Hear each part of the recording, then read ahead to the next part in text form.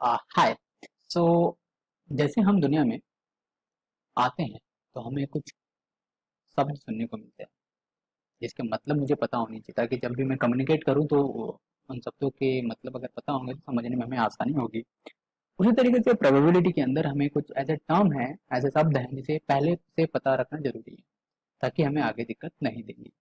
तो उसमें से पहला टर्म जो हमें समझना है वो हमें समझना है कि आउटकम क्या होते हैं। ओके। उससे पहले हमें डिस्कस करना पड़ेगा कि हम रैंडम एक्सपेरिमेंट किसे कहेंगे। ठीक है।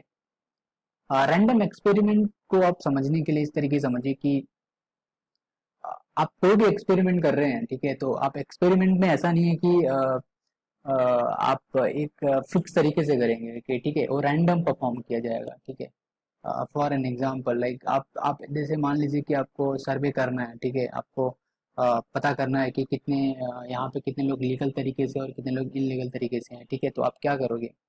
आप ऐसे एक एक घर जाओगे विजिट करने, तो might be like there like बहुत सारे सोल्यूशन हो सकते हैं उसको पता करने के लिए। लाइक या तो आप एक एक घर को जाओ, एक एक घर पे जाओ, नोट करो कौन लीगल तरीके से है, बाकी कौन सही तरीके से नहीं है।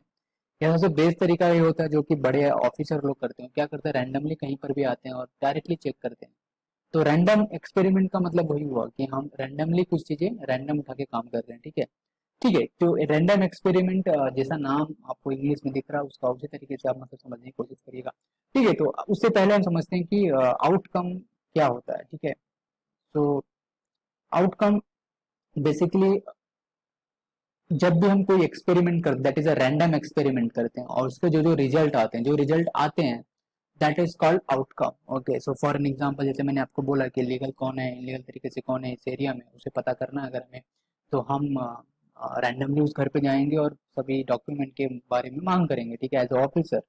सो might be like we are doing experiment, हो गया that experiment is a trial. तो उस एक्सपेरिमेंट का कुछ ना कुछ रिजल्ट आएगा, या तो वो सही होगा या तो गलत होगा। Okay, that that outcome will get system, that is called trial. Okay, so trial is like each and every time, like एक घर पे गए, एक ट्रायल किया, दूसरा ट्रायल किया, तीसरा ट्रायल किया। Okay, simple thing trial. Okay, so based on this to stop like outcome and trial, if you just combination, अगर जितने रिजल्ट आए उनको एक जगह एक सेट के अंदर लिख दो। ठीक है, सेट मतलब like if you like you can, अगर तुम सब जगह चार सारे रिजल्ट जो तुम्हें रिजल्ट मिल रहे हैं, अगर उनको तुम एक सेट के अंदर एक दो सब सारे रिजल्ट अगर एक जगह तुम लिख दो, तो जो तुम्हें सेट लाइक स्ट्रक्चर मिलेगा, ठीक है, that is going to be sample space. Okay, that is मैंने यहाँ पे लिखा भी है, set of all possible outcome. Okay, मैंने एक्सपेरिमेंट किए, एक बार एक्सपेरिमेंट किया, whatever data I am getting I will write in one place. सारे डेटा को मैं एक प्लेस पे लिख दूंगा, यानी ऑल पॉसिबल आउटकम को मैं एक जगह पे लिख लूंगा। तो उन्हें लिखने के बाद मैं उनको इस सेट लाइक स्ट्रक्चर में रख दूंगा और उसको मैं एक नाम दे दूंगा। तो मोस्टली सैंपल स्पेस को हम लोग इंग्लिश के यस से प्रेजेंट रिप्रेजेंट करते हैं। 10th क्लास में हमें यस ही वर्ड यूज किया गया, बट आपको ज्यादा नॉलेज के चाहिए तो आप ए वर्ड भी, ए सिंबल भी याद रख सकते हो। तो ए सिंबल भी तुम्हारा सैंपल स्पेस के लिए होता है। ठीक है, तो चलिए ये सब चीजें बहुत इंपॉर्टेंट नहीं है हमारे लिए, डेफिनेशन वगैरह इंपॉर्टेंट नहीं है। तो इसको समझने के लिए हम लोग क्या करते हैं, छोटे छोटे एग्जाम्पल लेते हैं। ठीक है, तो इस एग्जाम्पल के थ्रू हम समझने की कोशिश करते हैं सैंपल स्पेस, आउटकम, एवरीथिंग। ठीक है, so now there is a one experiment we have to do, हमें टॉस करना है, tossing a coin. Okay, and your coin is a fair. Okay, गोरा नहीं, ठीक है, मैं बताता हूँ, that is called unbiased. Like ऐसा कॉइन है जिसमें हेड और टेल दोनों, ऐसा नहीं कि दोनों साइड हेड है, ठीक है, या तो दोनों साइड टेल है। अनबायस्ड का मतलब कि दोनों का चांसेस 50-50% है। ठीक है, अगर हेड आने की, हेड भी तुम्हारा है उसके अंदर, टेल भी है। कॉइन को अगर तुम टॉस करोगे तो ऐसा नहीं कि हर बार हेड ही आएगा, टेल भी आ सकता है, हेड भी आ सकता है, दोनों के चांसेस इक्वली है। ठीक है, that is the meaning of. ठीक है, like see this is a just experiment we have to do, just do this experiment. Okay, तुम घर बैठे बैठे एक्सपेरिमेंट कर सकते हो। So tossing a coin, okay, tossing a coin one time actually. Okay, and your coin is like if you have a coin and if I am saying that please toss it. Okay, see, I am doing experiment. Okay, I am doing experiment. Experiment अगर मैं first time experiment करूं, ठीक है, so that is called outcome. मैंने पहली बार coin toss किया, might be I am getting head. मैंने सेकंड टाइम एक्सपेरिमेंट किया, might be I am getting tail. Third time I am doing experiment, head and tail. You can do like कितनी भी number तक तुम experiment कर सकते हो, ठीक है। लाइक एक्सपेरिमेंट वन में क्या हुआ, मतलब this is the first time experiment I perform, लेकिन हर एक्सपेरिमेंट में मुझे कॉइन को सिर्फ एक ही बार फेंकना है। Might be I got head, might be next time दूसरा एक्सपेरिमेंट किया, might be I am getting tail, I am getting head. So इस एक्सपेरिमेंट को तुम चाहिए तो जितना भी टाइम चाहो उतने टाइम कर सकते हो, एन टाइम चाहो तो एन टाइम कर सकते हो। तो each and every time max to max I'm getting head or tail, I'm getting head or tail, okay.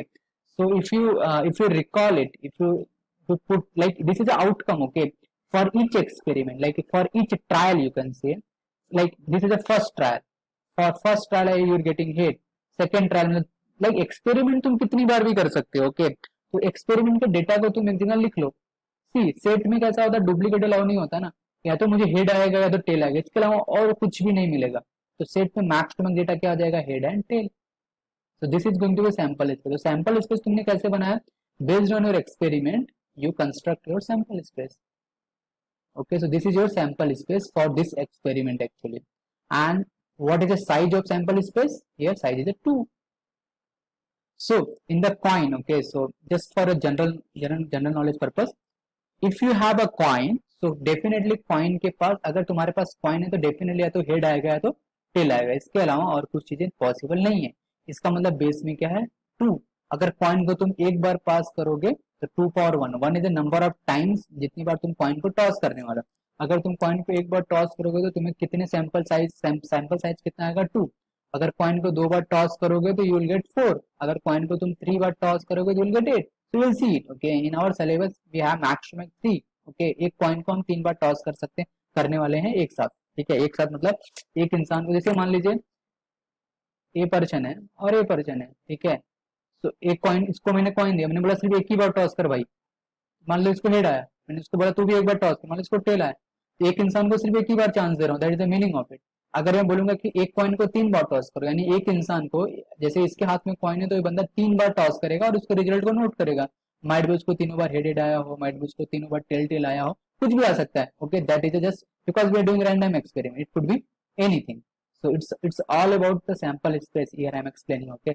this is a one idea, okay। so similarly to explain it more, suppose if we have a dice, okay। अगर मेरे पास dice है, same thing dice में we know that कि dice में हमारे पास 6 चीजें होती है, ठीक है, 1 2 3 4 5 6।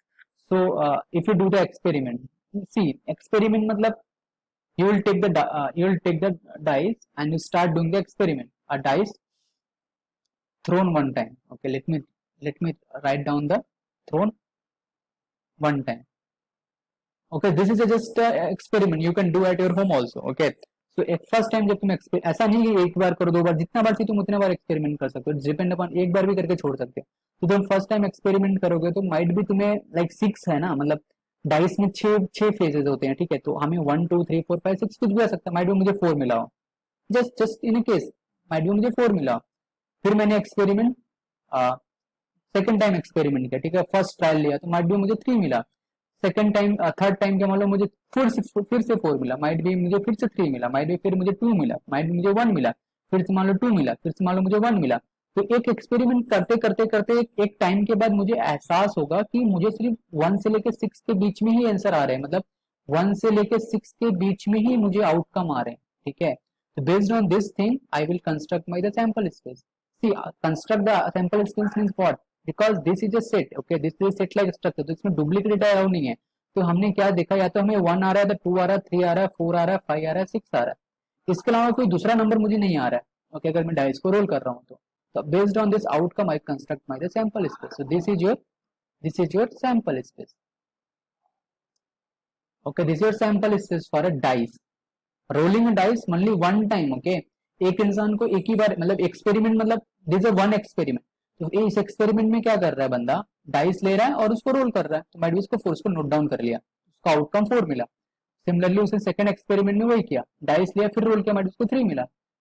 थर्ड टाइम एक्सपेरिमेंट में उसने डाइस को लिया, रोल किया, उसको 4 मिला। तो इस तरीके से उसने बहुत सारे एक्सपेरिमेंट किए और एक्सपेरिमेंट के आउटकम को उसने वन बाय वन लिख लिया। तो एक टाइम पर उसके बाद इतना कॉमन सेंस तो था कि उसको लगा कि ये 1 से लेकर 6 के बीच में ही नंबर रिपीट हो रहा है। बेस्ड ऑन दैट थिंग ही construct the sample space. See, तो this experiment is just for dice for one time, 2 time के लिए अलग आएगा। So see, what is sample size? That is going to be 6. So based on, once we create a sample space, it is very easy to it's very easy to solve the problem of the probability. Okay, this is a, like, see, this is a one thing. Okay, so let me solve one more problem. If I am saying that this is one another experiment, a dice thrown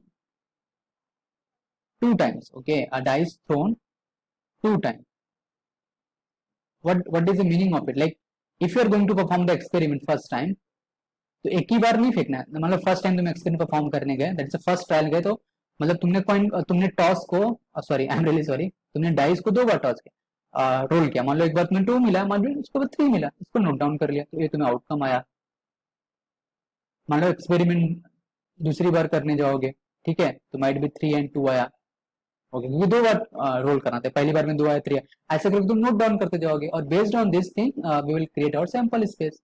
देखो, ये मैं तुम्हें अंदर में मतलब क्या बोल सकते हो, एक ओवरव्यू बता रहा हूँ. हमें इतना ज्यादा डीप डेप्थ में जाने की जरूरत नहीं है. Based on this thing will see the our sample space. 2 times के लिए हमें याद रखना है कि 2 टाइम अगर हमने डाइस को थ्रोन किया तो हमारा सैंपल स्पेस नहीं आएगा.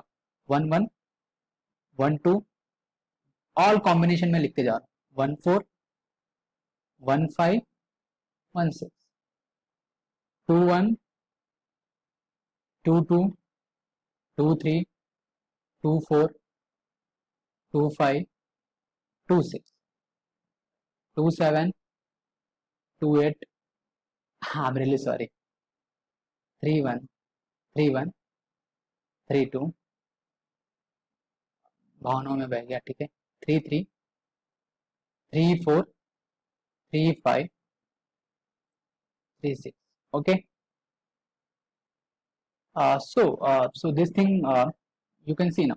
Okay, so अगर मैं डाइस को 2 टाइम थ्रोन करूं, so I will get this thing. Okay, so just try to understand. मैंने इसको हजारों बार, जितनी बार तुम एक्सपेरिमेंट करो कर सकते हो, ठीक है, तो मैक्स टू मैक्स हमें यही कॉम्बिनेशन मिलेगा. So we we are not going to like this thing. हमें इसको प्रैक्टिस करके इसको दिमाग में बैठा लेना है, ठीक है.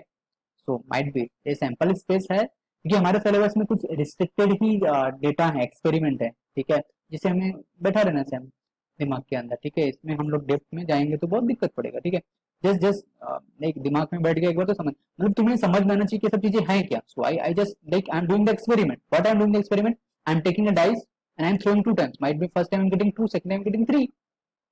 This is the one like this is the first experiment. ऐसे करके मैं 50 बार एक्सपेरिमेंट कर रहा हूँ अलग अलग, और मुझे अलग अलग डेटा मिलता जा रहा है, और सभी डेटा को मैं क्लब कर दे रहा हूँ एक जगह पे. That is going to be your sample space. Now based on this sample space we will reply like what the question they are asking in the paper. Based on this sample space we will reply it actually. Okay, so I hope you got my point. Just give me a sec, so we'll learn more.